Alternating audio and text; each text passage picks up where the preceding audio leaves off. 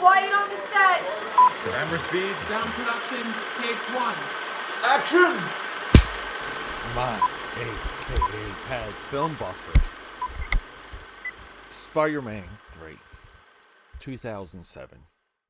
Screenplay, Alvin Sargent, Ivan Raimi.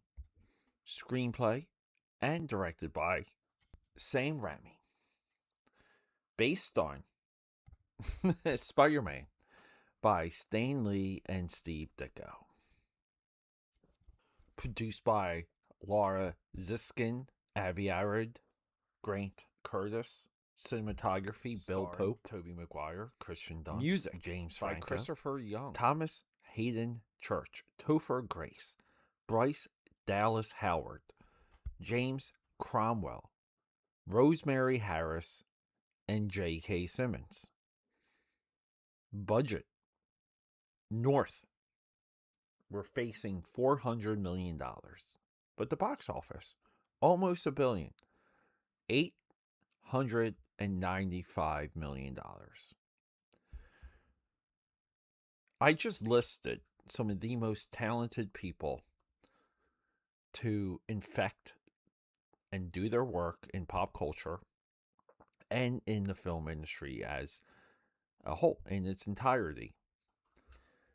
This movie derailed the momentum of what could have been the greatest film trilogy of all time. Every single time I watch Spider-Man 3, and if we need to know the plot is kind of all over the place, but we get the sense that there's truly two movies in one here. Now, I know there's a producer's cut or a assembly cut, if you will, of this movie that does exist. I believe it's available on Amazon Prime. I don't know the differences. The only version of this movie I've ever seen, and probably maybe like I only care to see is the film I sat down to watch theatrically. Because we were all there at midnight when this movie dropped. We were anticipating Sandman, who played by Thomas Hayden Church, who the roots of that character from the original Spider-Man run scream Sam Raimi. Like, you can these sequences, his birth sequence, if you will, the drama of him and his daughter, the way he even fights, and the set pieces of the battles between him and Spider-Man are fantastic. Everything from the armored truck heist to the subway scene when they essentially fight in the same path that we saw in Blade. And we also see it in Black Panther, where we kind of go subterranean, and it just keeps going and going and going, meaning like we're almost to the Earth's core by the time these two are done battling.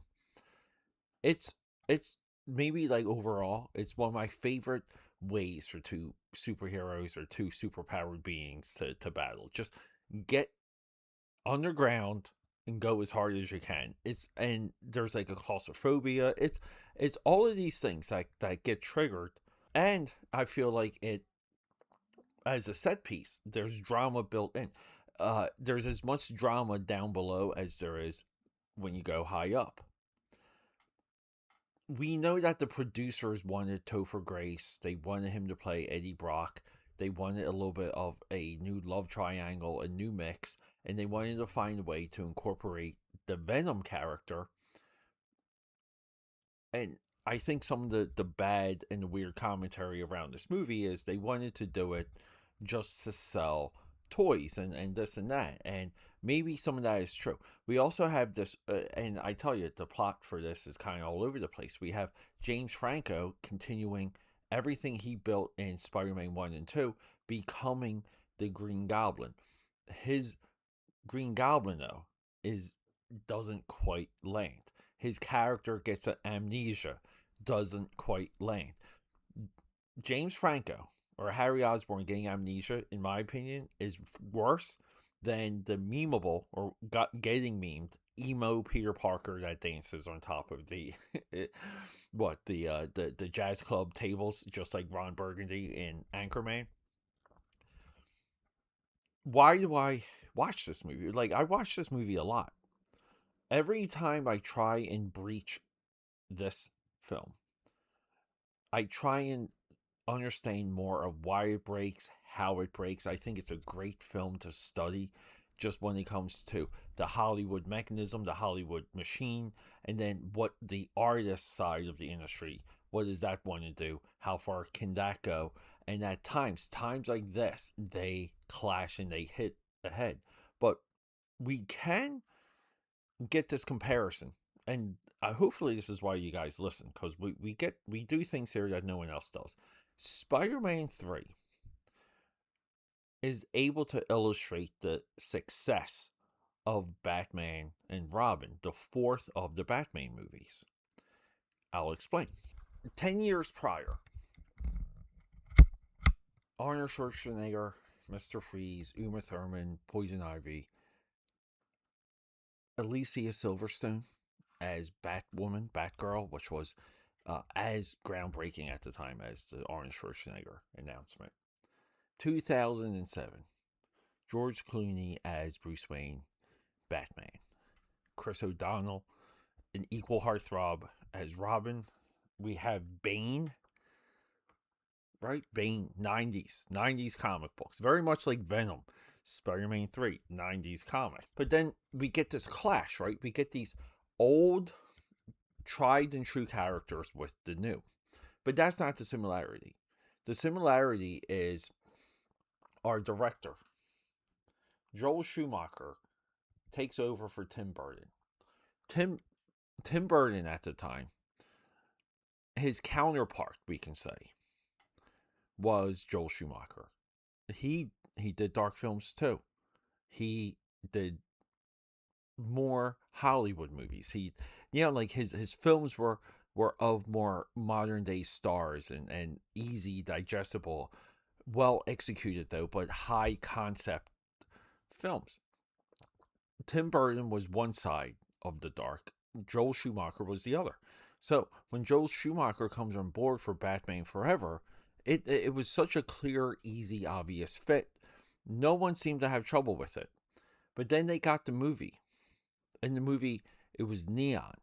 There was a weird looking Batmobile. There were maybe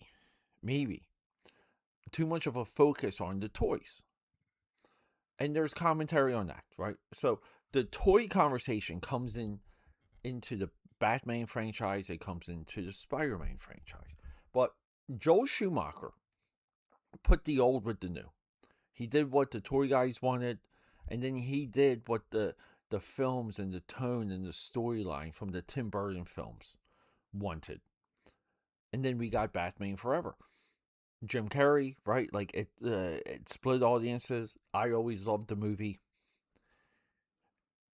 but it's a rejection. Like, let's just say critically, but we get Batman and Robin because, right, Forever was very successful, right? We don't need Nicole Kidman. We're getting Elle McPherson as George Clooney's heartthrob. All of this stuff, optically, visually, all of the ads, the advertising, the Batman and Robin looked like it was just going to be another step of Batman Forever. Batman Forever was going to be the right foot. Batman and Robin was going to be the left foot. But what we got was the toys. See, the toy company came in and said, "We can do all. This is what we can do, and because we can do this, when you make your offers, when you offer Schwarzenegger money and George Clooney money, because George Clooney maybe the biggest talent in Hollywood at the time, you can offer them $30 million on the back end because we're confident we're going to be able to move all of these toys. You can get a level of talent in this movie that you wouldn't normally be able to get on the fourth film. We're going to get Arnold Schwarzenegger. Oh my God." So Joel Schumacher and Akiva Goldsman, that's our writer, they make a Batman and Robin movie that does it all. It services some of the story elements previously. We have our heroes, we have our villains, but it's entirely new. And Joel Schumacher was able to morph that franchise into a giant toy commercial. And this is coming from the generation that loved the giant toy commercials. G.I. Joe, Transformer, Thundercats, Silverhawks, the list goes on. But Joel Schumacher, he plays along. He says, yeah, we'll make this kind of movie. Yeah, we'll do this. Oh, I can do that. Okay, yeah, you'll get your toy movie, and I'll get to make my movie. Which he essentially makes a nod, a counterpart to the Andy Warhol inspired TV series of the 60s. You can watch Batman and Robin and that original TV show, and it just melds together. But then, so we have to say, Joel Schumacher did it right. He went along, right, and just left nothing on the table. Like, you hired me for this, we all agreed, and we thought it was going to be fun, and we're all well paid. But yeah, sure, guys, like, you guys sign the checks, you guys make the deals. Here's what you want. Here's Batman and Robin. As a professional, what Joel Schumacher did, very commendable, aka Powders. He was a true professional. But then we get into the production of Spider-Man 3, and Spider-Man 3, 10 years later, gets all of the same stuff.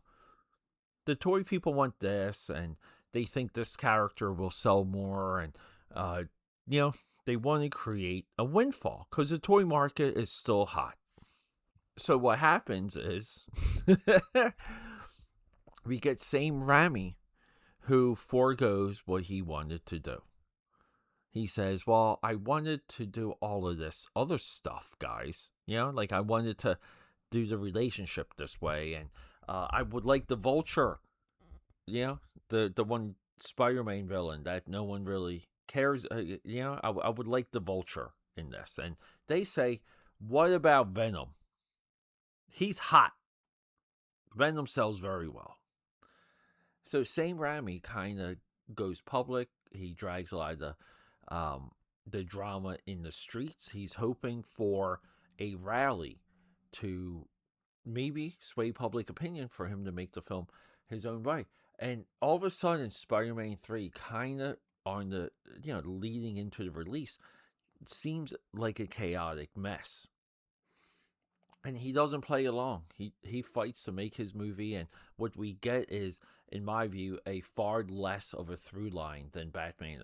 Batman and Robin, you could that movie is what it is, and it has a plot that goes from beginning, middle to end, through line.